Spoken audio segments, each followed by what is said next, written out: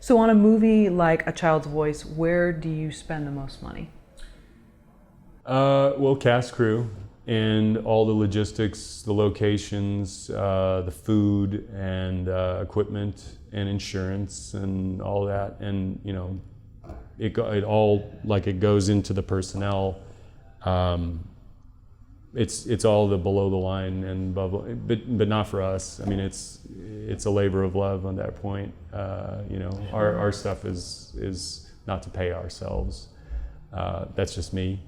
But all of it goes into the planning, the implementation, and then also what I try to do is I always look at the budget every couple of days and start to try to figure out where I can get donations, where I can get discounts, where I can smartly schedule things better so that we're not spending double the money to get the same thing that we could in one day over here if we plan it better or smartly write it in a way that doesn't require, because you just got to look at what you're trying to say, right?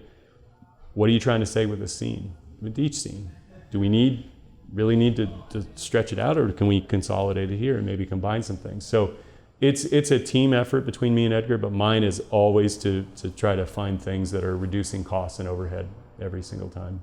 Well, you had the hotel, and was that somewhere in like Riverside? It was in Riverside. Okay, so be cheaper than LA, I'm sure. Probably. Right, and Riverside is cheaper to film with permits and everything. And you still have to do all the paperwork and everything else, but it's not expensive.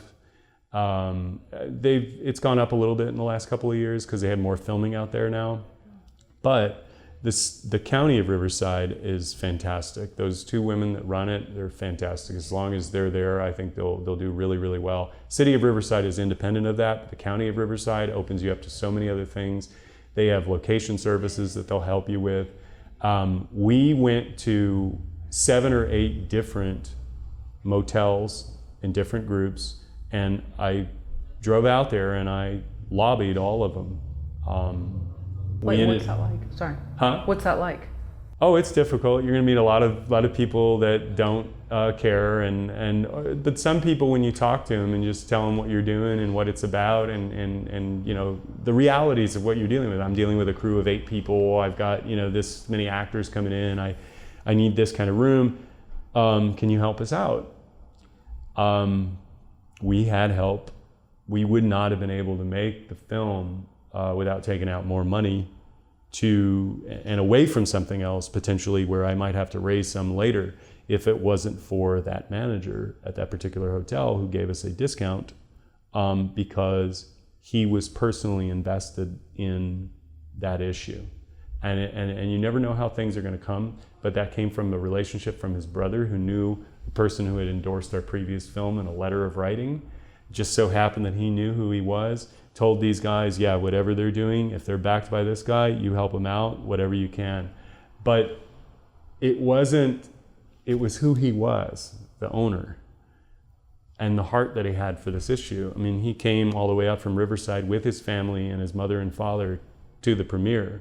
Wow. And continued to help us afterwards by taking us into this hotel association, the Asian American Hotels Owners Association. Nobody knows about this, but 18,000 members, one out of every 2 hotels in the country. And one of their core tenets of what they're fighting against is human trafficking in their chains. And they have a program, this is like a top program, where all of their members have to receive training from the top down to the housemates about how to correctly identify the signs of human trafficking, how to document it, and how to get local law enforcement and local services, government services involved to get it out of there and still help the kid. Because the kid's life's in danger once that person knows that they're there trafficking in that because they may go somewhere else, but they may do something else too. More crime may come in. So these are the things that, like, when you connect with people, because of what you're driven by, you speak truthfully to that. And I saw a couple of people that, no matter what I said to them. You just saw the lights were out. Oh yeah, they were just like, sure, okay, yeah, we'll talk. And you don't hear anything else. And so it's like a day or 2 or 3 that I had to go out there and talk and meet people and leave cards and follow up. But you're talking about the difference between, $100 and something a night per room versus less, which enables you to do more with your budget and your crew, and maybe add a day or whatever, or you don't have to worry about how the hell am I going to pay for this. So it's really valuable to go out there. Like as a producer, that's what I'd love to do. I'm a hands-on guy. I like to get involved in everything, the locations, all of it. I try to. Some people take there's one guy, Mark Storloff, I love the guy. He's like beg, barter, and steal, right? And to me, it's like, okay, well, I'd rather not steal, and I don't want to beg, but I definitely want to align myself with people that kind of like what we do. It's like a Grateful Dead concert. You can barter, hey man, you can have my spaghetti and... Exactly. But the thing is, though, I'm sure you could probably see in the ones that showed you some signs of life, like this person's going to be easy to work with, whereas others, it's all about the dollar signs, and you can just feel that they're not going to be willing to, hey, we're going to run an hour late. I mean, was that some of what you were dealing with, gauging their willingness? Yeah, because like if this was the starting point, right? This is the other thing I was kind of mentioning earlier about, being fixated on a person or an idea or a way that you want to do it.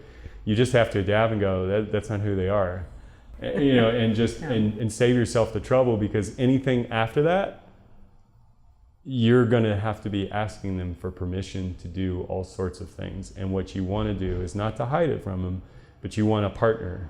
You want somebody who understands, gives you, like when we wanted to write an additional scene, that pool scene. Right. Right. Mm-hmm. At night. We came up with that while we were filming, and he said, "Yeah, go for it."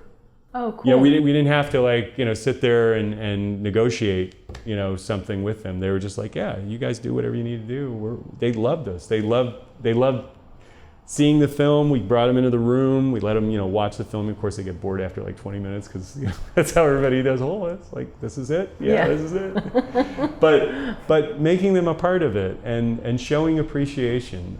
We put their name in the credits. It's very special thanks, and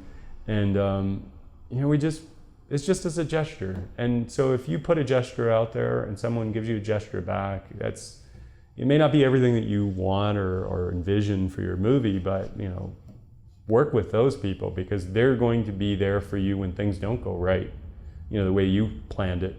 And you may need something else to happen that you didn't anticipate, or something that comes up.